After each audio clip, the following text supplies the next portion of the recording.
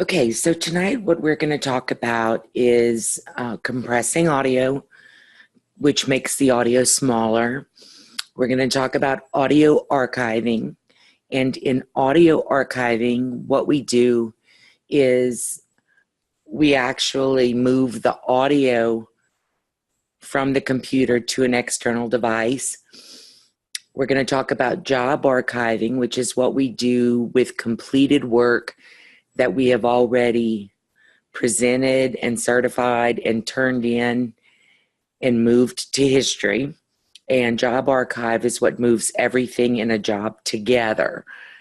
So the audio and the text of the file would go together. Housekeeping is what we do to remove extraneous files from the system.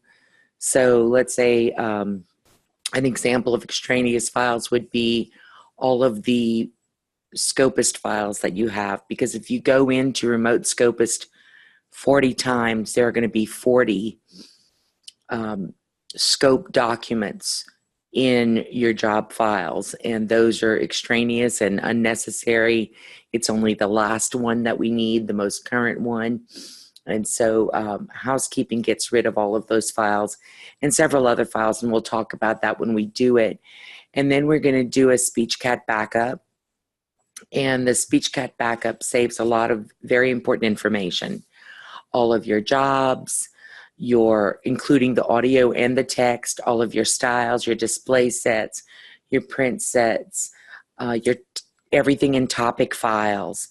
And so it's a really good thing to do a SpeechCAT Backup, and something I think everyone should do at least once a month. So we're going to do all of those things tonight. So if at any point you have questions, please don't hesitate to chat at me so that I can answer those questions. So the first thing that we're going to do tonight is we're going to compress audio. I'd like to show you that from the main menu, if you scroll over to the right, you will see the record time associated with each one of your jobs. So what I'm going to do is I'm going to take this one that's the longest one that I seem to have, which is only half an hour, and I'm going to compress it.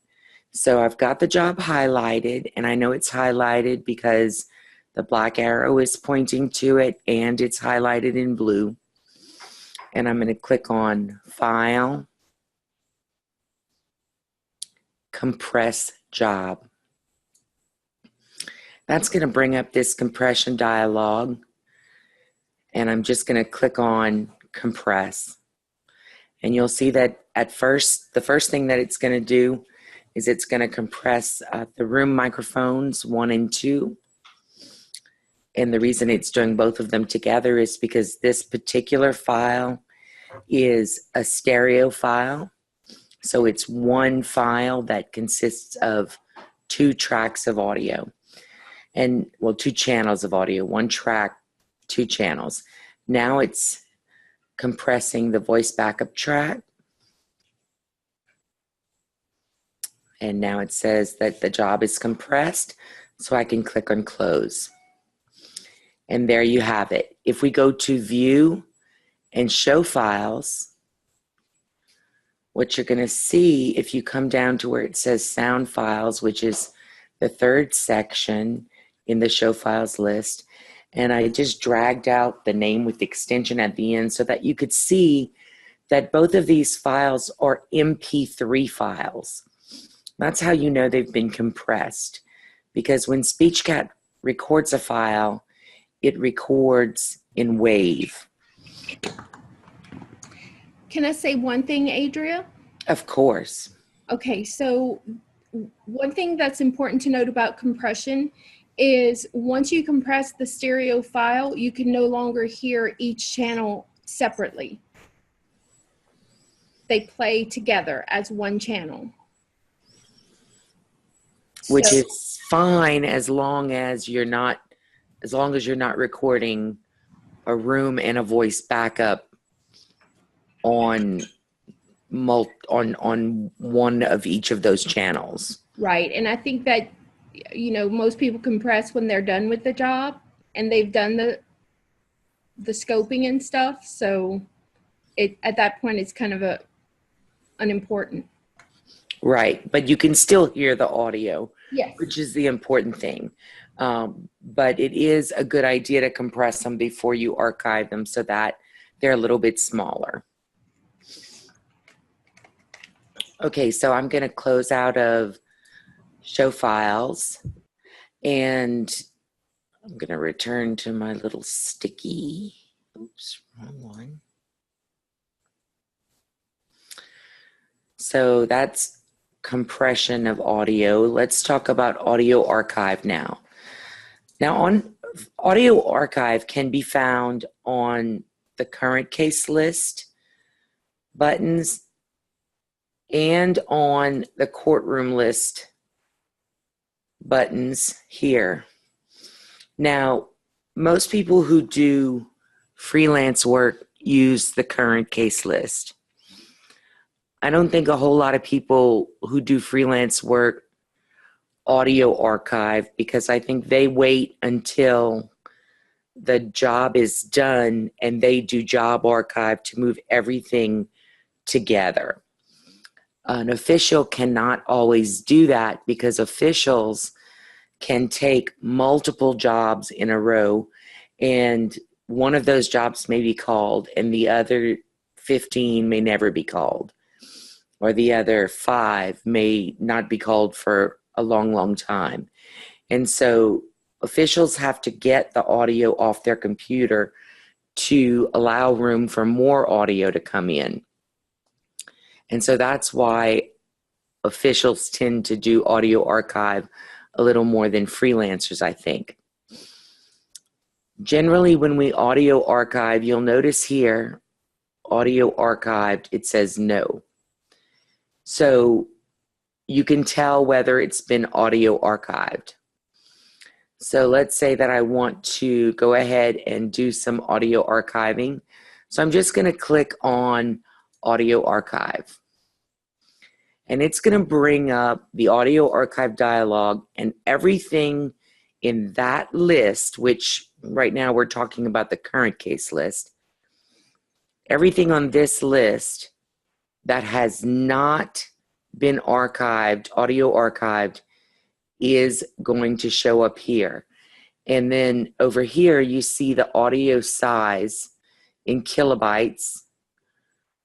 If you scroll all the way over to the left, you can see which ones have been compressed and which ones have not. And so I'm going to go ahead and look for the ones that have been compressed. I clicked on the first one. I'm going to hold down the control key to click on the second one, because when you use the control key, you can click around. Things don't have to be in order. So I think that might be all of my compressed files for right now. So up here at the top of the screen, you see set name. The set name is going to be very, very important, because if ever you need to pull this audio back up, you are going to need to be able to access this archive by the set name. And so if you can't write the set name on the device, like we used to be able to write the set names on the CDs or DVDs we made, now everybody is burning mostly to external hard drives.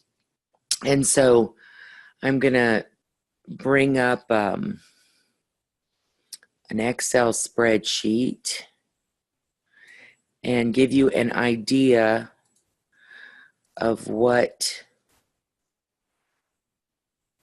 I would create to organize. So what you could do is just open up Excel and say, okay, this is going to be my set name, the date of the archive. And if you leave the set name as it is, it's the exact same as the date.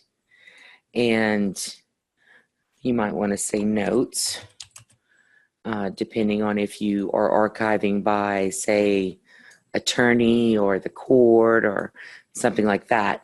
And you could put the date of the set name here, which in this situation, if I did not change it, would be 2018-03-19-1.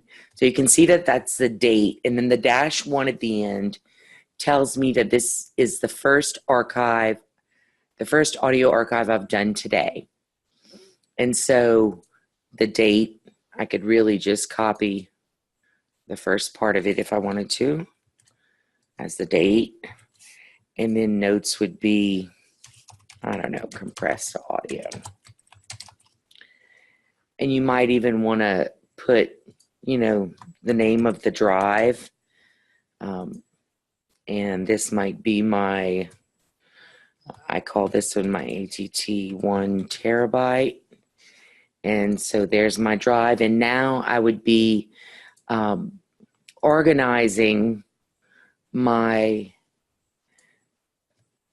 set names on the drive so that I could always find them should I need to. Simple as that. So all I need to do is hit archive. Now, before I do that, I want to explain the difference between copy and archive. Copy allows you to make a copy. Archive makes a copy and then deletes it from the hard drive.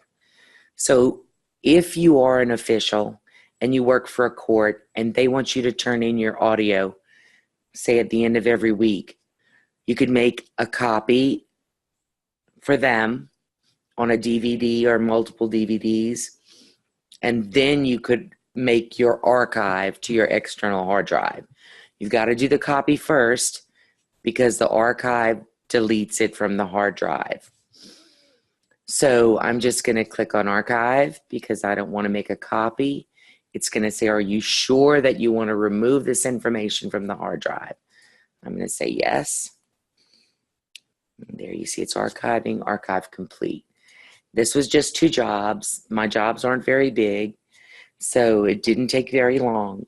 If it's very large, like if you're an official and you're in court even 3 or 4 days a week, it's going to add up very quickly. And if you're not compressing the jobs, as some people do not do if they are not yet produced, it's going to take a while. And so what I like to suggest to people is, you know, make a decision as to when you're going to archive and make it a habit. So if you're going to archive on Friday afternoons, then make it so that you do all the work you want to do, and then you go and you set your archive going, knowing that it's going to take a while. And if you're working on that computer while your archiving is being done, it's going to take possibly even longer. So the best thing to do is to set your archive going and say, okay, I've got plans, I'm heading out, I'm just going to leave this running. And when you're done, you simply click on close. When you return to the main menu, let me see. See now, these were my 2 compressed files that I archived, and now they say they are audio archived. Now, normally, when I do a job archive, I do it from the history list.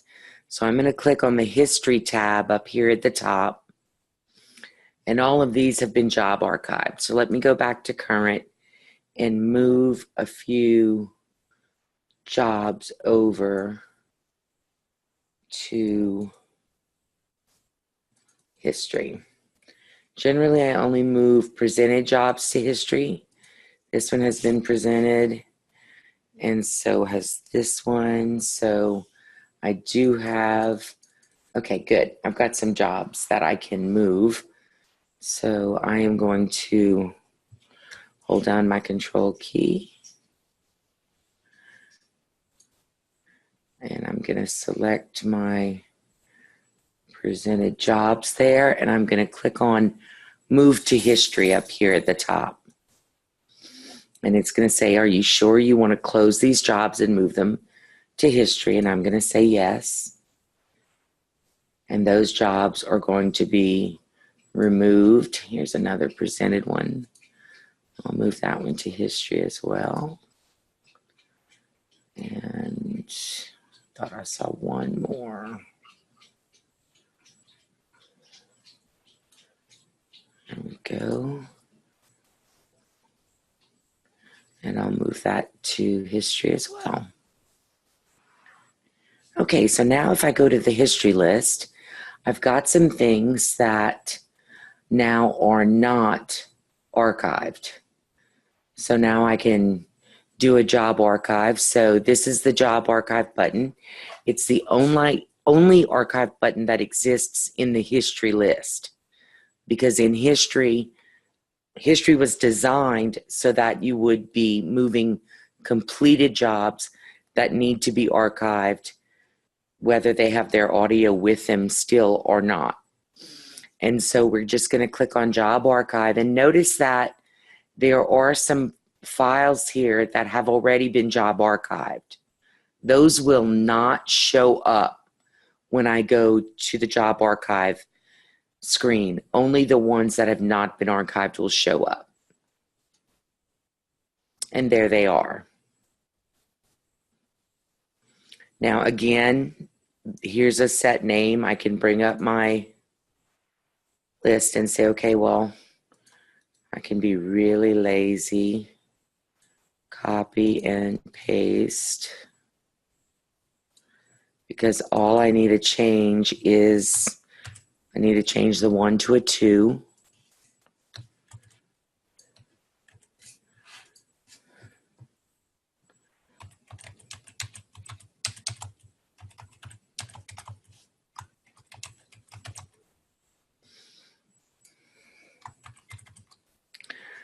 There we go. So I've made my notation, and I don't want to make a copy.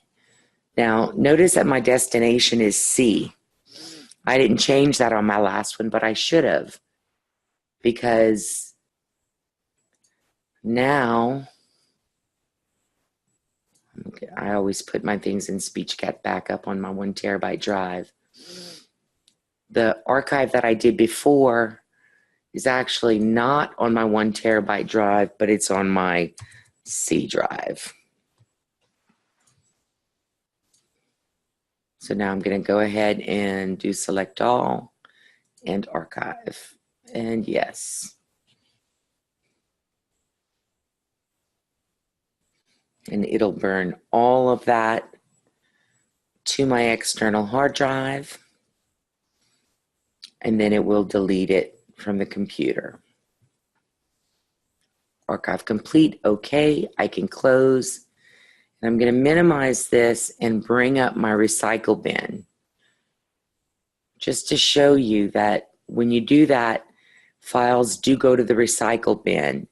And so you're not really reclaiming that space until you empty your recycle bin. So that's what I'm going to do.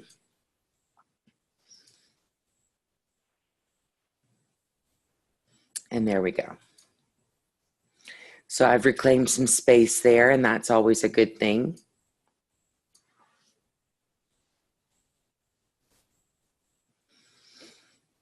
And so now we're going to talk about housekeeping.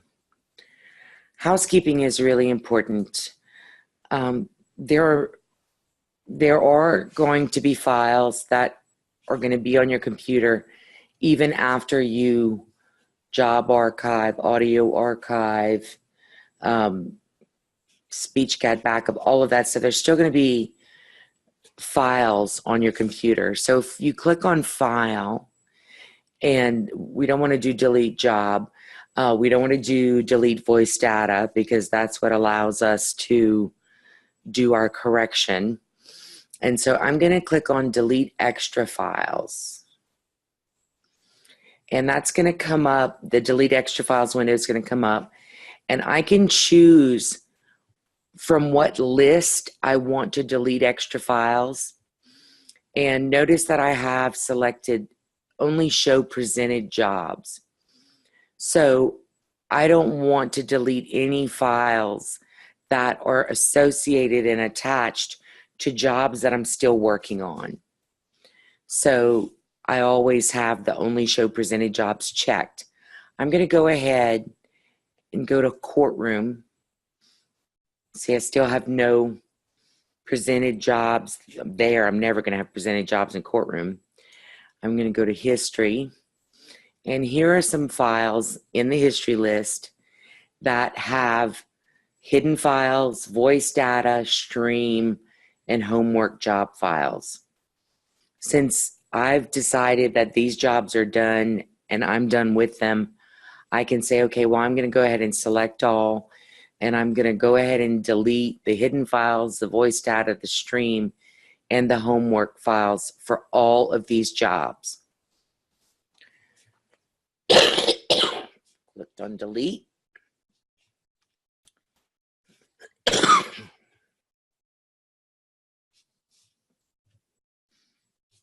The cleanup has completed. I'm going to click on OK.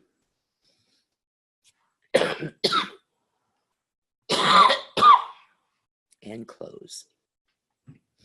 Now, if I minimize, and again, I go to my recycle bin, you can see that, again, I've gotten rid of a lot of job files here.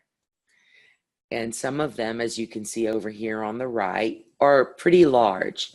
I mean, not extravagantly large, but they're going to give me some space back. So I'm going to empty my recycle bin again.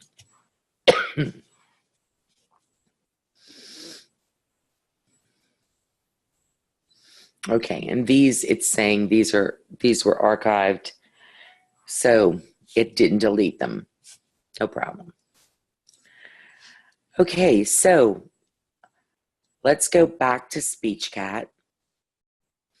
And if we click on File again, and we go to Delete Orphaned Files, it's going to show us the files that have been orphaned. And orphaned files are files that are still on your computer, but are no longer associated with job files. You have the option to play any of these files if you're curious as to what they are. The small files, we don't have to worry about. If it's a small file, it doesn't contain any real audio. I can assure you of that. But if you look at any of these other files and you say, oh, geez, this, what is this? You can see that these are DRA files. DRA are drag and recorded documents that we utilize mostly for correction. And so you might want to say, well, do I want to delete those if I maybe might need them for correction? That is completely up to you. I don't think you need them if they're no longer associated with a job. So I click on Select All and Delete.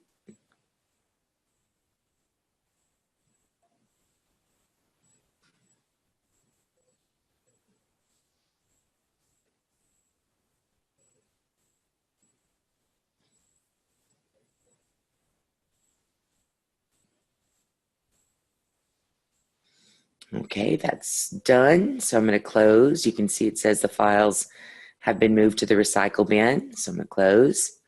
I'm going to minimize, and I'm going to go back to my recycle bin. And the reason I've done this each time is because I want you to see how many files you're getting rid of each time. And these are files that are really fairly large. And so you really are going to be reclaiming quite a bit of space. Okay, I'll come back and check on this in a minute. I don't have the patience to sit and wait for it, I'm afraid. Okay. So we can now talk about SpeechCAT Backup. Everything that goes out of SpeechCAT goes out via the export dialog. So we're going to click on Export. And to back up, we click on Backup System. definitely want to put that on my external under SpeechCAT Backups. And I'm just going to call it March 2018. And I don't include voice data. I don't generally include audio, but you can include whatever audio is left if you like. It'll just take a little bit longer when you do that, and you click on backup.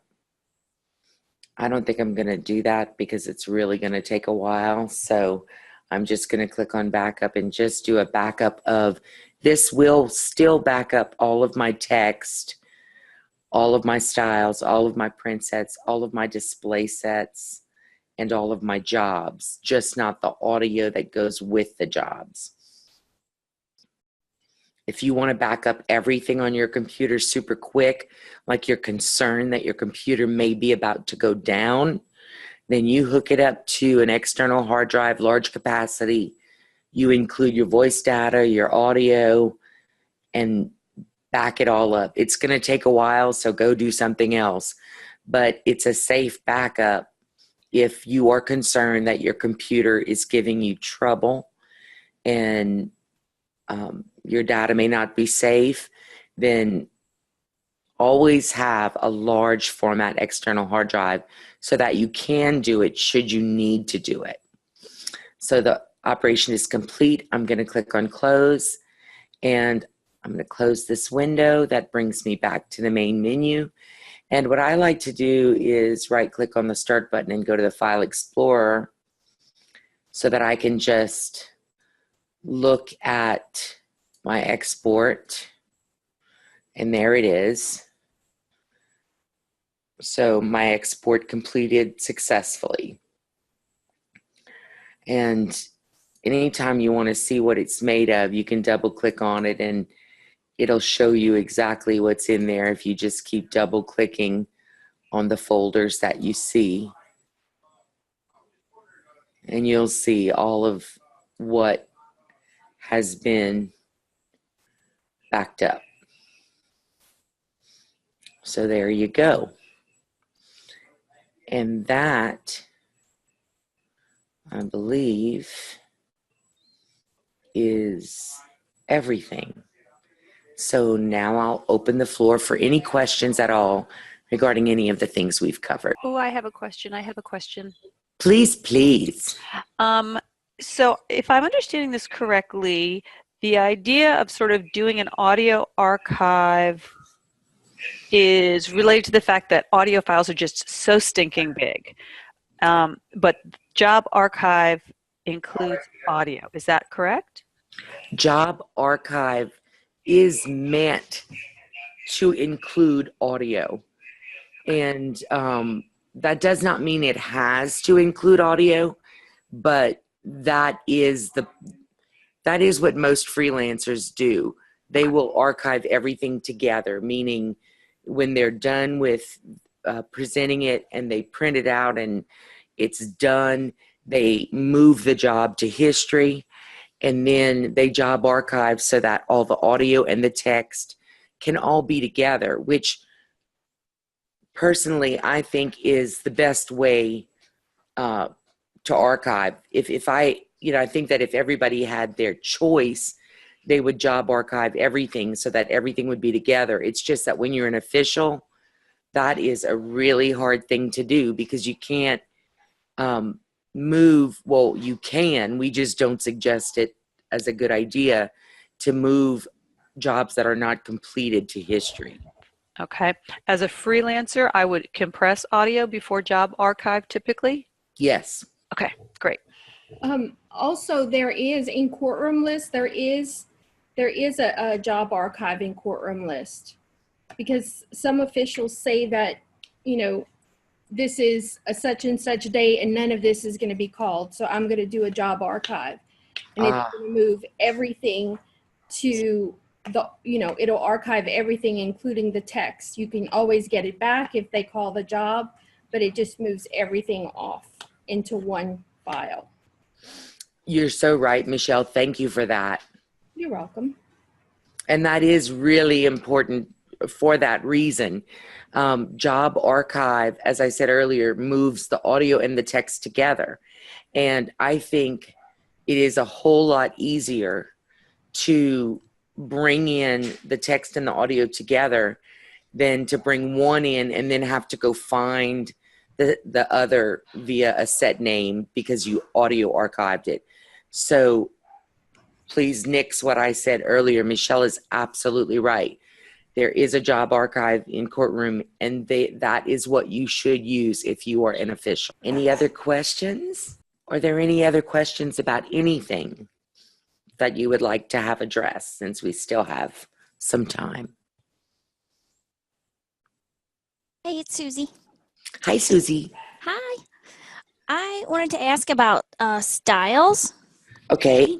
So I'm shadowing next week in Georgia. Ah, okay. So I took the style from Georgia that was on that list, and I imported it, and I think I did it correctly because it shows up. But when I go into a new job, I couldn't figure out how to make it a choice. Okay. Like it wasn't showing up as a choice. Okay. That's, let's look at that. Okay. If from the either current or courtroom list, we click on new job, it's going to bring up our new job screen. And this is actually something that a lot of people have a question about in the beginning. There is a case field. And if your case is not set to none, then you cannot pick a style. Oh, okay. But if your case is set to none, then you can pick a style all day long. Okay. Now, if you click on case and there is not a none, because that's happened on a few occasions, then here's what you would do. I'm going to cancel out of the new job screen. It's a really good question, Susie. I'm glad you asked it. So I'm going to click on edit and edit cases. Now, while we're here, I'm going to go ahead and explain a little bit about what this is all about. Cases are really used to save the reporter time. So let's say, Susie, that you are going to go into Georgia and take a job. And you've got your Georgia style, you've run it past the reporter. The reporter says, yeah, that's what I like to see. Everything's good. And then the reporter says, oh, and by the way, did I mention that on your second day, you're going to do a trial and it's going to go on for the next 2 days? And you're going to say, well, you didn't mention that, but it's okay. I can do it. And so you would say, okay, well, I'm going to be so prepared. And you could say, well, send me everything you have. And so the reporter may send you what they call, some people call a style sheet. Some people call it something different. I'm not sure if any of you other ladies would remember some of the other terms that are used for that sheet. Maybe you can pipe in, but you can go ahead and click on new in cases. And if you don't have a none case, you can just call it none up here. Select your favorite style and click on apply and okay. And you're done creating your none case. But let's say Susie wanted to set up, a caption page. Thank you, Jean. Yes, that is what some people call it. And so on the case title, I might do Georgia trial. And I would absolutely want to find one of my Georgia. Here we go. Georgia jury trial. Perfect. And so whatever information they send you on that style sheet or caption sheet, you can put in here.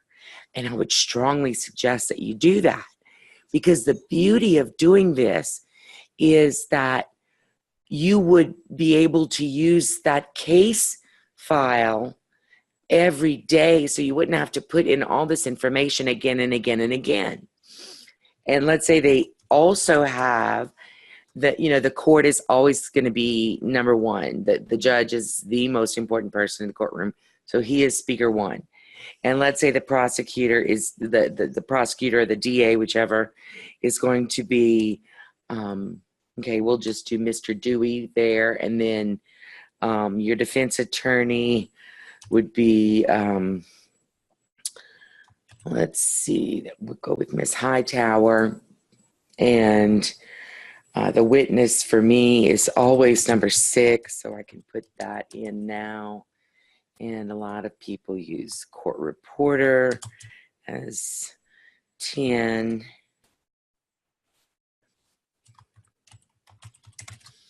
Maybe the bailiff. And maybe the clerk. And then we can leave those others empty in case, you know, various people might show up again. I can even add an untranslate, like let's say that there's a company name or something, and it's a big old company name, and you think that it might be a lot to say, or you might want to remind yourself to add it to the dictionary. You know,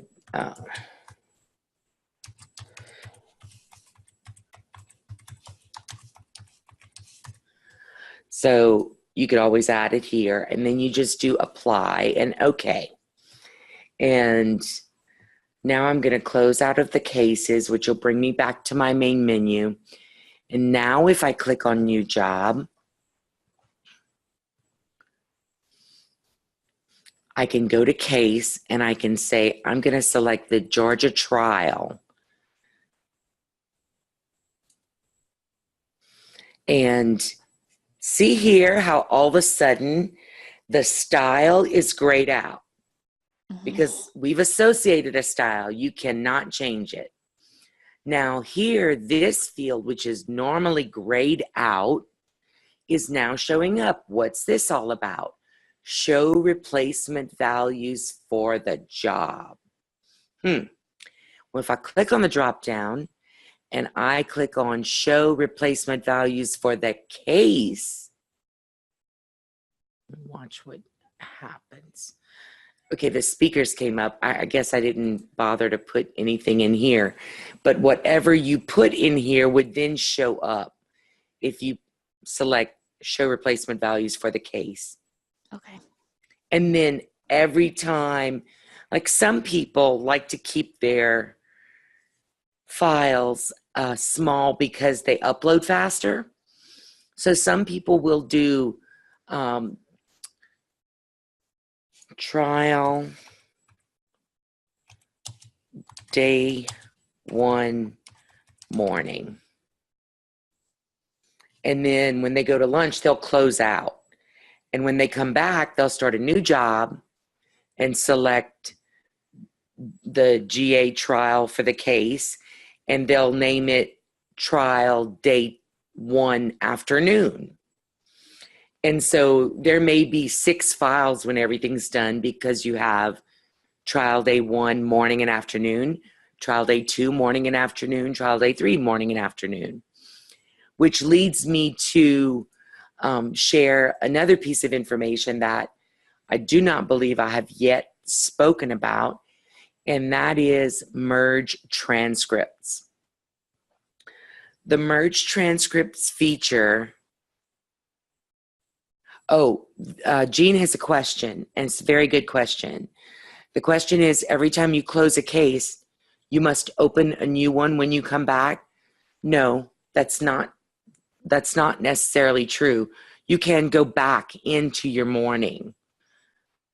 You can absolutely do that and just call it trial day 1 but a lot of people make the different case files, the different job files, simply because it uploads faster. So let's say that at the end of the day, as an official, the official wants to upload the morning, or she may even decide, like, let's say this is an expedited trial. They tell you right up front, we'd really love to have daily copy or as close to it as you can get.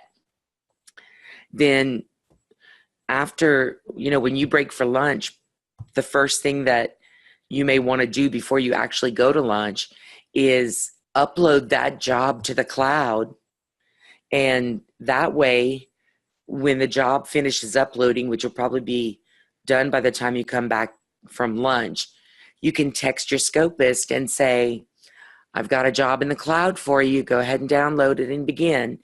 And that way, that scopist can get started. And then you might have a second scopist. And at the end of the afternoon, you would upload that afternoon while you're picking everything up and packing up to go home, and alert your second scopist.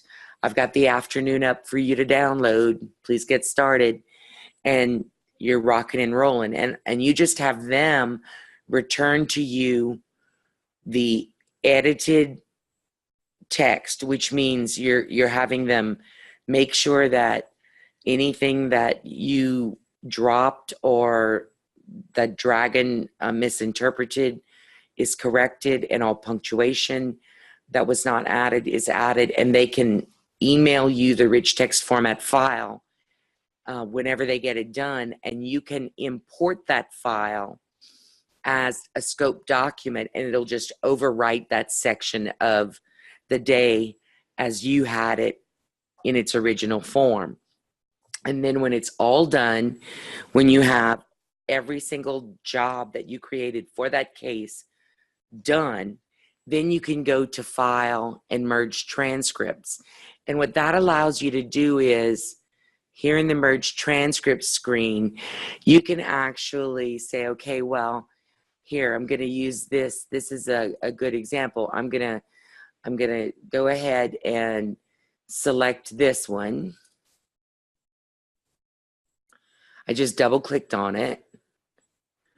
And I'm going to double click on this one and this one. And so now I'm going to say, okay, well, these are the parts of the trial that I want to merge. And you can, if you selected them in the wrong order, you could click on one and move it down. Or you could say, no, I want to move that back up.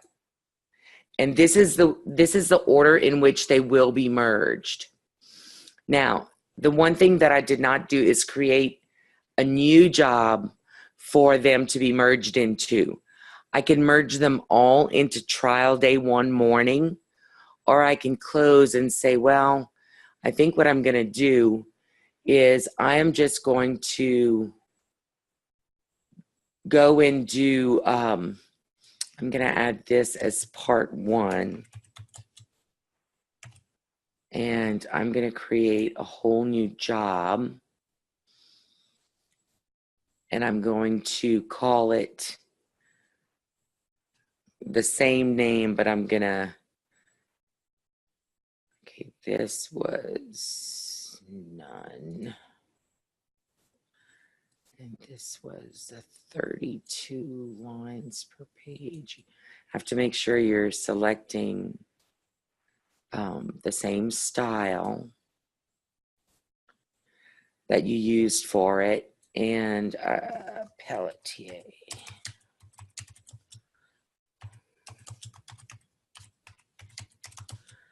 And I always do something like this, merged.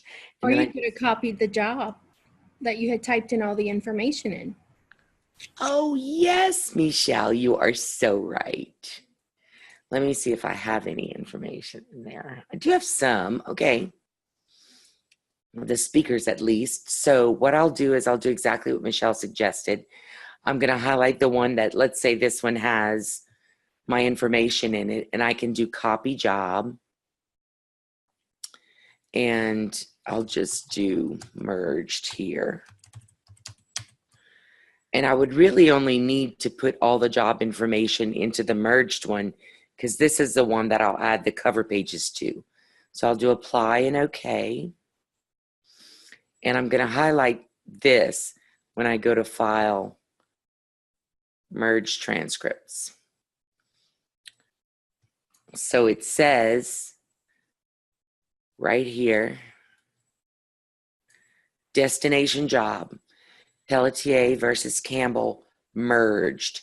So now I can take, double click on 1, double click on 2, double click on 3, and merge. Now, when it merges these files, it is not merging the audio. The audio is staying with each specific part of the trial. And I personally think that's a good thing, because at this point you have completed editing all of these jobs. And all that's left is to put them all in one document, add the covers and the certificates, and drop them into your word processor or your PDF software to finish it and certify it. So now I can click on close, and if I go into my merged document in scope, I'm not going to open up any of that. I don't need the speech engine at this point.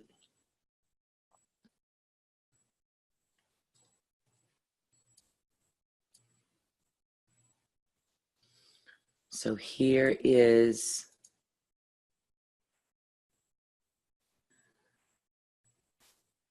my merged transcript.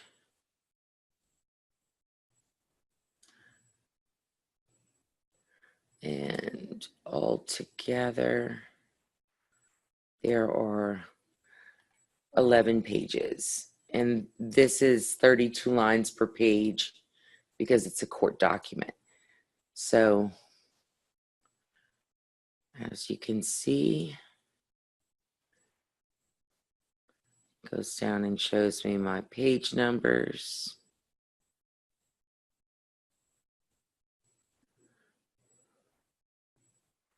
My line numbers, the time, and everything. So there you go. And then all you would have to do is finalize to bring in the covers and the certs. And then move it to present. The only thing that I normally do is make sure that my line numbers go all the way down to the bottom of the page.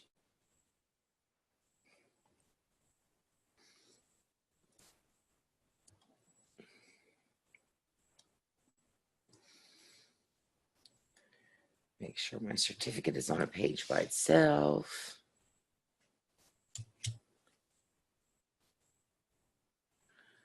And there we go. Save and done. So there you go. I was even able to add in a little something extra.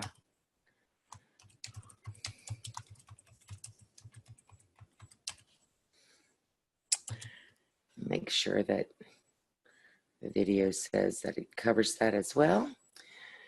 So any questions at all about merged transcript?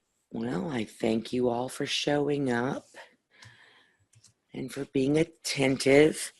And I wish you all a very good evening. Hopefully I'll have this posted for you first thing in the morning. Have a great night. Thank you, everybody. Thank you. Thank you. Good night. Good night.